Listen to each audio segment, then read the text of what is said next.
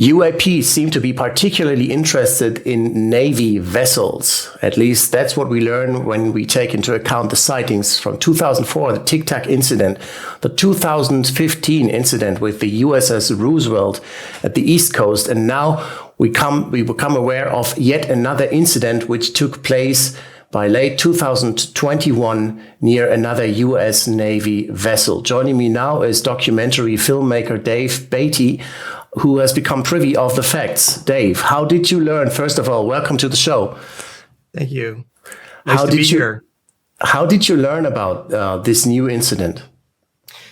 I've been conducting some research in the last 3 or 4 years and have, sort of been out there in the community, and people have recognized my name. And I was contacted by a senior officer from the senior retired officer from the United States Marine Corps, who asked me if I was aware of this case. And he explained that he knows a shipmate, a former colleague that was on this vessel called the Kearsarge, which is a Navy ship that was operating out in the Atlantic Ocean off the east coast of the United States. And he said that this ship had an encounter with these anomalous or unknown objects. And I hadn't heard about it. So that's how I first learned about this case. I see. So this is a relatively new case. How was it discovered? Who saw it? And what happened? Well, apparently, according to the officer, there was a vehicle that was parked on the deck of the ship, which has a flight deck. So the Marine Corps has vehicles that are called the LMATIS. It's just basically an all-terrain vehicle, a four-wheeled all-terrain vehicle that has a radar mounted on it. And the Marines were on the deck with this vehicle at night, and they began observing two luminous objects that they described as about the size of an automobile. And these objects were following the ship at a distance of approximately 1/2 a mile at a height of approximately 200 feet. And they began observing these aircraft, and they thought perhaps it was a training operation because they were out in that area doing training. So they figured that they would use their LMATIS truck to see if they could identify these air targets. And they said that they could not get a radar track on the objects. They did not show up on radar, even though they were very close. And they also tried their thermal imaging optics, which would just be like a scope that they can look with a FLIR, night vision, so to speak.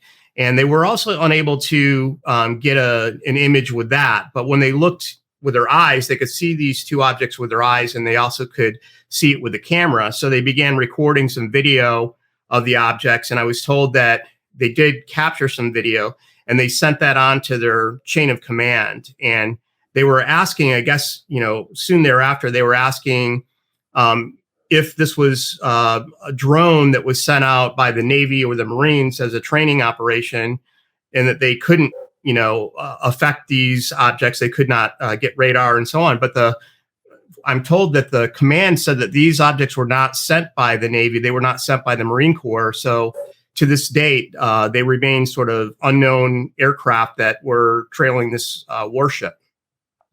And what makes this sighting so weird? Well, the fact that there's what we would assume to be aircraft or some type of device that is luminous that the Marines on the deck of the ship can see with their eyes. And they were also reportedly maneuvering back and forth. So if there were two of them, they would swap positions. The one on the left would, they would go like this and switch positions, which was sort of an unusual maneuver. And the fact that these were not objects that were sent out by the Navy, it's just kind of an unusual event. Now, they didn't, from what I know, they did not exhibit any kind of extraordinary flight characteristics, although they were going quite slow because the Navy vessel was probably going maybe 20 knots. These objects were pacing it, and I do believe that it may have gone on for a couple days. And the Marine Corps officer also said that they went back out to this area in January of 2022, and they also encountered a very similar object. But in that case, they said it was just one object and not two. And where did this take place? So the Marine Corps conducts training off the coast of North Carolina in the Virginia area. So there's these naval operations areas that are, you can see there's a map, and they're designated into grids that the Navy can operate. They can fly airplanes in, and they're oftentimes closed down for other civilian commercial aircraft and, mariners that would be out there during these operations. So most likely this took place somewhere in the Cherry Point Naval Operations Area, which would be sort of in the middle of that blue area. And we don't know exactly where it is. I do have some Freedom of Information Act request out to the Navy and Marines. Hopefully I'll get some more answers about exactly where it was. I see. So was this ever reported to the U.S. Navy by the officers who saw it? It's correct. Yeah, that is correct, Rob.